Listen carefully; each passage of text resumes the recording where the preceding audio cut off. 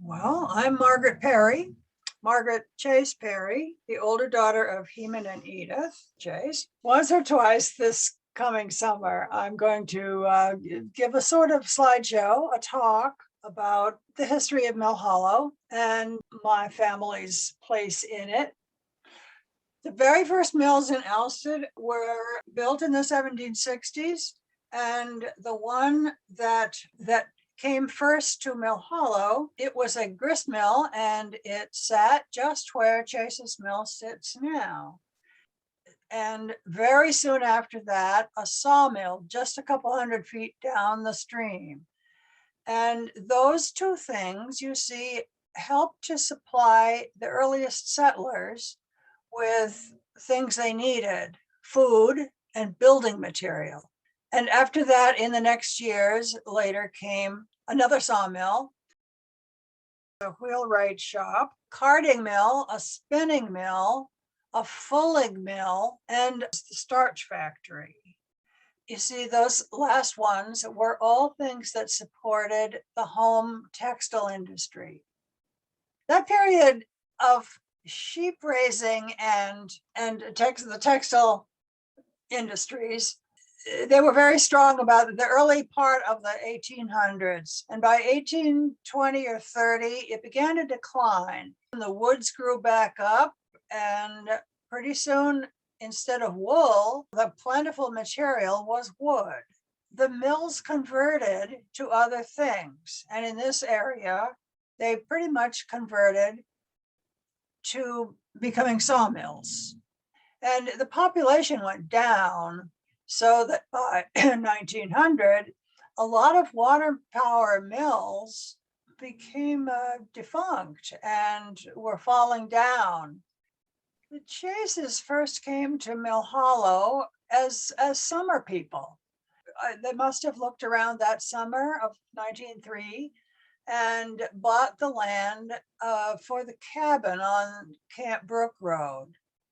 When they became interested in staying here year round, Margaret Chase and her second husband, Hartley Dennett, bought the brick house, and there in the community was this falling down mill. I can imagine Hartley looked at it and felt it was an eyesore, and he was an architect and liked to have building projects going on.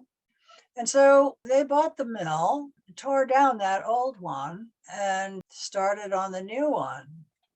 My aunt, Mary Chase Burroughs, brought to my attention the huge collection of family letters that had been saved over the years. My father and his sister and his mother and stepfather and his father wrote a lot of letters. They were apart from each other a lot in school and for work reasons and things like that. And so they wrote letters a lot, and somehow they happened to agree that they would bring the letters home that they received far away. They'd bring them home and make a collection of them.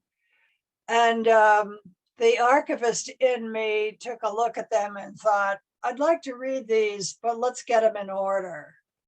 So I put them all over the living room floor and put them in order and started reading them. And there were so many that I began to need to take notes, and I started doing that. And before I was done, I had a good estimate that I had between 7,000 and 8,000 letters. I noticed there were a lot of letters about the building of the mill. And Dad was away at boarding school, and as a budding engineer, he was dying to be at home and see what was going on in the development of the mill. Well, he couldn't be, but his family were very anxious to keep him happy in this boarding school. And what he wanted to hear about was what was going on at the mill. So a rich collection of notes about the mill were in those letters, and I excerpted them and and have put them together in a little booklet called Building the Mill. Many of these small rural centers of industrial activity have disappeared, but Mill Hollow still has some visible evidence of life as it was. And inside Chase's mill, it has a demonstration of the workings of water power. It's an example of what existed in towns all over New England, wherever there was water and some elevation. For the power of falling water saved a tremendous amount of labor. In this talk, I hope to give a sense of how small New England communities in these little industrial centers developed and how they declined.